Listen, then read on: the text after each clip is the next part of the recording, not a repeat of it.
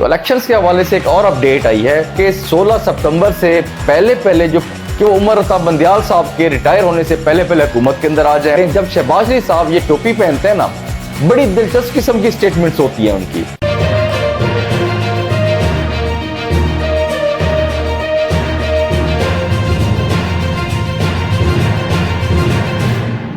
बिस्मिल्लाहिर्रहमानिर्रहीम, अस्सलाम वालेकुम।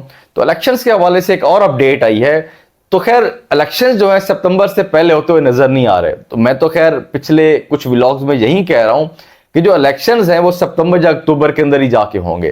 तो अंसार अब्बासी साहब ने एक न्यूज ब्रेक की है। उन्होंने कहा कि 16 सितंबर से पहले जो पीडीएम की हुकूमत है तो वो इलेक्शंस नहीं करवाना चाहते। अब उसकी जो वजह बताई गई है क्योंकि 16 सितंबर से पहले उमर अता बंदियाल साहब रिटायर हो जाएंगे। तो इसी चीज का इंतजार किया जा रहा है। हुकूमत की कोशिश है कि उमर अता बंदियाल साहब रिटायर हो जाएं तो उसके बाद ये इलेक्शंस करवाए जाएंगे।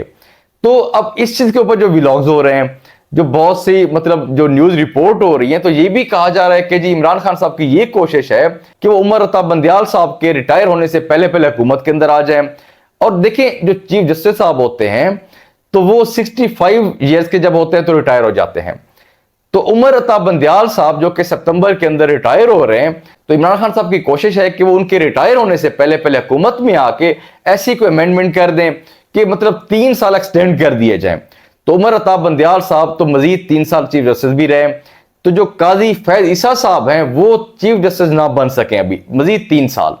तो ये चीजें रिपोर्ट हो रही हैं, मतलब व्लॉग्स किए जा रहे हैं इसके ऊपर। लेकिन मुझे नहीं लगता कि इमरान खान साहब को ऐसा स्टेप लेंगे, क्योंकि इमरान खान साहब ने माजी के अंदर बड़ी गलतियां की हैं।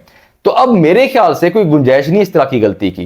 तो देखिए पाकिस्तान तहरीक-ए-इंसाफ इस टाइम पाकिस्तान की सबसे बड़ी जमात है। वो क्या सिर्फ एक इलेक्शंस के बारे में सोच रहे हैं? अगर उन्होंने लॉन्ग टर्म के लिए सोचना है अपने बारे में, अगर उन्होंने आगे इलेक्शंस लड़ने हैं, तो इस तरह कभी भी नहीं कर सकते वो। अगर इस तरह वो करते हैं, 3 साल के लिए एक्सटेंड कर देते हैं उनका टेन्योर, तो क्या होगा फिर? क्या 3 साल, 4 साल, 5 साल कितना करेंगे एक्सटेंड? आखिर काजी फैज ईसा साहब ने फिर आ जाना है। तो इस तरह की हरकत मेरे ख्याल से वो नहीं कर सकते। तो अपनी सियासत को वो खराब नहीं कर सकते। तो देखिए कानून के साथ किसी किस्म का मुकाबला नहीं किया जा सकता और करना भी नहीं चाहिए।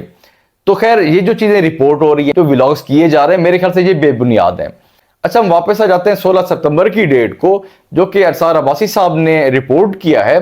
तो देखिए पीडीएम की तरफ से बिल्कुल सोचा जा रहा होगा, क्योंकि उनको लगता है कि चीफ जस्टिस साहब जो है उनकी फेवर में नहीं है।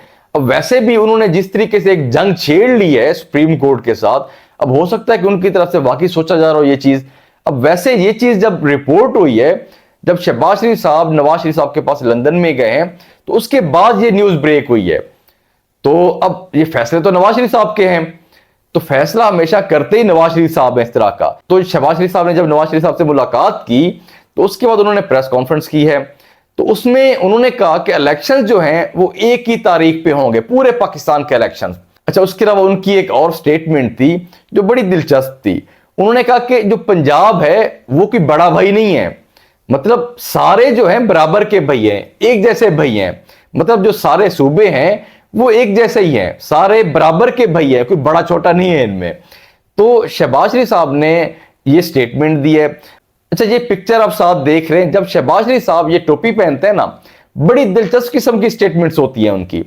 तो शहबाज शरीफ साहब की ये स्टेटमेंट थी। अब ये तो उन्होंने क्लियर कर दिया कि इलेक्शंस जो होंगे वो अपने टाइम पे होंगे। तो लेकिन अब बहुत सी चीजें ऐसी हैं जिनका हल निकालना बहुत जरूरी है। तो देखें जो निगरान सेटअप है वो गैर आईनी है, इस टाइम कानून के मुताबिक नहीं है। वो 90 दिन से ऊपर जा ही नहीं सकता। तो बहुत सी चीजें ऐसी हैं जो आइन की खिलाफ वर्जी की जा रही है। वैसे तो इलेक्शंस ना करवा के पंजाब के अंदर ये भी आइन की खिलाफ वर्जी है, क्योंकि मैं पिछले व्लॉग में ये चीज आपको कह चुका हूं कि जो बजट है ना वो सबसे बड़ी रुकावट है। अच्छा, चीफ जस्टिस साहब के बारे में तो ये चीज रिपोर्ट हो रही है, लेकिन मुझे लगता है कि बजट उनसे भी बड़ी रुकावट है हुकूमत के लिए। हुकूमत चाहती है कि जो बजट है ना वो हम अनाउंस करें, वो भी एक ऐसा जबरदस्त किस्म का अवामी बजट जो कि सियासत बचाओ बजट हो। वो मैंने पिछले व्लॉग के अंदर बड़ा तफसील से डिस्कस किया हुआ है। तो हुकूमत चाहती है कि हम बजट पेश करके जाएं। इमरान खान साहब की कोशिश है कि हुकूमत किसी तरीके से बजट पेश ना करे। तो असल में जो रुकावट है बजट है। लेकिन अब अंसार अब्बासी साहब ने कहा है कि अब हुकूमत को दूसरी जो परेशानी है वो चीफ जस्टिस साहब की तरफ से है। मतलब वो चाहते हैं कि पहले वो रिटायर हो जाए फिर इलेक्शंस की तरफ वो जाएंगे। तो ये कुछ अपडेट्स थी, बाकी इंशाल्लाह जो अपडेट्स होंगी आपके साथ शेयर करेंगे। अल्लाह।